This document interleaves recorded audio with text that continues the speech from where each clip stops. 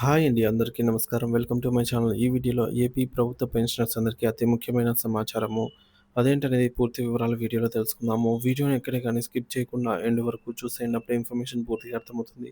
అలాగే వీడియో చూస్తున్న ప్రతి ఒక్కరు వీడియోకి లైక్ చేయండి ఫ్రెండ్స్. ఈ వీడియోని తోటి ఉద్యోగ పెన్షన్ మిత్రులతో అయితే షేర్ చేయండి. కొత్తగా మన ఛానల్‌ని చూస్తున్నవారు ఇంకా ఎవరైనా సబ్స్క్రైబ్ చేసుకోకుంటే వెంటనే మన ఛానల్‌ని సబ్స్క్రైబ్ చేసుకోండి. దీని ద్వారా నేను చేసే లేటెస్ట్ వీడియోస్ అన్నీ మీ వరకు రీచ్ అవుతాయి. ఇక ఆలస్యం చేయకుండా వివరాల్లోకి అయితే వెళ్ళిపోదాము. ఫ్రెండ్స్ ఇక విషయానికొచ్చినట్లయితే, అవివాహిత కుమార్తెకు కుటుంబ పెన్షన్ అర్హత. ప్రశ్న ఏంటంటే, తండ్రి సేవా పెన్షన్‌దారు అంటే సర్వీస్ పెన్షన్‌దారులు మరియు తల్లి కుటుంబ పెన్షన్‌దారులు ఇద్దరూ మరణించారు. వారికి 45 ఏళ్ల వయసు గల వివాహం కాని వారిపై ఆధారపడి జీవిస్తున్నటువంటి ఏకైక కుమార్తె ఉన్నారు. ఆమెకిప్పుడు కుటుంబ పెన్షన్ పొందే అర్హత ఉందా? అనైతే అంటున్నారు. సో, దీనికి సమాధానం అవునండి. ఖచ్చితంగా అయితే అర్హత ఉంటుంది. ఎందుకంటే ఆమె అవివాహిత. పైగా వారిపైనే డైరెక్ట్‌గా ఆధారపడి ఉన్నారు కాబట్టి. వివరణ మరియు నియమాలు. ప్రభుత్వ నియమాల నిబంధనల ప్రకారంగా ఉద్యోగి లేదా పెన్షన్‌దారు మరణించిన తర్వాత వారిపై ఆధారపడిన కుటుంబ సభ్యులకు ఆర్థిక భద్రత కల్పించడమే కుటుంబ పెన్షన్ యొక్క ముఖ్య ఉద్దేశ్యం. గతంలో అవివాహిత కుమార్తెలకు 25 సంవత్సరాల వయసు వరకు మాత్రమే ఈ సౌకర్యం ఉండేది. కానీ సామాజిక వాస్తవాలను దృష్టిలో ఉంచుకొని ప్రభుత్వం నిబంధనలను సవరించింది.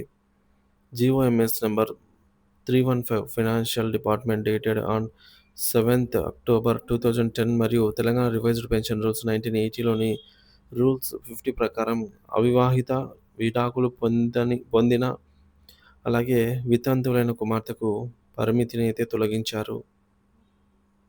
వయోపరిమితి అంటే వయస్సు పరిమితిని తొలగించారు.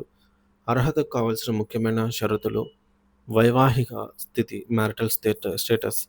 ఆమె అవివాహిత అయి ఉండాలి. విడాకులు పొందిన లేదా వితంతువులైన కుమార్తెలకు కూడా కొన్ని షరతులతో అయితే వర్తిస్తుంది. ఆధారపడటం: తల్లిదండ్రులు జీవించి ఉన్నప్పుడు వారి ఆదాయంపైనే పూర్తిగా ఆధారపడి జీవించి ఉండాలి. మూడోది ఆదాయం ఇన్‌కమ్. ఆమెకు సొంతంగా ఎటువంటి ఆదాయం ఉండకూడదు లేదా ప్రభుత్వ నిబంధనల ప్రకారంగా నిర్దేశించిన కనీస కుటుంబ పెన్షన్, దానిపై వర్తించే కరువు భత్యం మొత్తానికి మించి ఆదాయం ఉండరాదు. నాలుగోది కొనసాగింపు.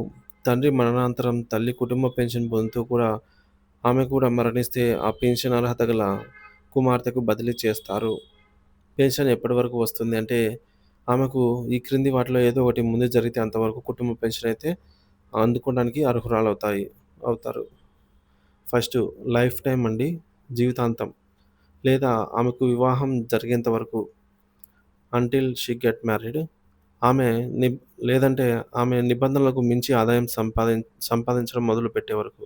Until she get starting earning any income exceeding the prescribed limit. ఇక రెండో విషయం, పదోన్నతులలో ప్యానెల్ ఇయర్ మరియు నాట్ విల్లింగ్‌పై సమగ్ర వివరణ.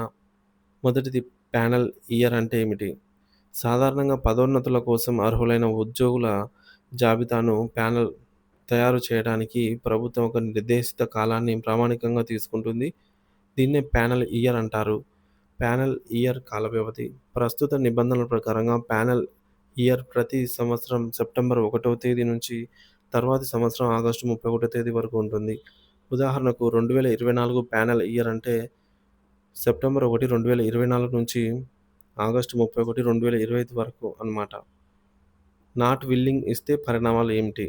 ఒక ఉద్యోగి తనకు పదోన్నతి వచ్చినప్పుడు దానిని స్వీకరించడానికి ఇష్టపడకపోతే నాట్ విల్లింగ్ లేదా రిక్విలిష్మెంట్ ఇస్తారు. ఇలా చేయడం వలన తీవ్రమైన పరిణామాలైతే ఉంటాయి. తక్షణ పరిణామం: ఒకసారి నాట్ విల్లింగ్ తెలిపిన అభ్యర్థి ఆ ప్యానెల్ ఇయర్‌తో పాటు దాని తర్వాత వచ్చే తదుపరి ప్యానెల్ ఇయర్‌లో కూడా పదోన్నతి అర్హత కోల్పోతారు. ఉదాహరణకు సెప్టెంబర్ 1, 2023 నుంచి ఆగస్టు 31, 2024 ప్యానెల్ ఇయర్‌లో ఒకరు నాట్ విల్లింగ్ ఇస్తే వారు సెప్టెంబర్ 1, 2024 నుంచి ఆగస్టు 31, 2025 ప్యానెల్ ఇయర్‌లో కూడా ప్రమోషన్‌కు అనర్హులు. తిరిగి సెప్టెంబర్ 1, 2025న ప్రారంభమయ్యే ప్యానెల్ ఇయర్‌లో మాత్రమే వారి పేరును పరిశీలనలో తీసుకుంటారు. అంటే ప్రతిభావంతంగా 2 సంవత్సరాల పాటు వేచి ఉండాలి.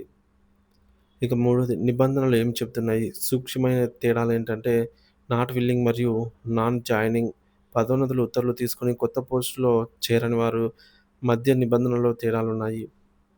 అత్యంత కఠినమైన నిబంధన రూల్ నంబర్ 28 తెలంగాణ రాష్ట్ర మరియు సబార్డినేట్ సర్వీస్ రూల్స్ 1996లోని రూల్ నంబర్ 28 ప్రకారం నాట్ విల్లింగ్ తెలిపిన అభ్యర్థులు తమ పదోన్నతి హక్కును శాశ్వతంగా కోల్పోతారు.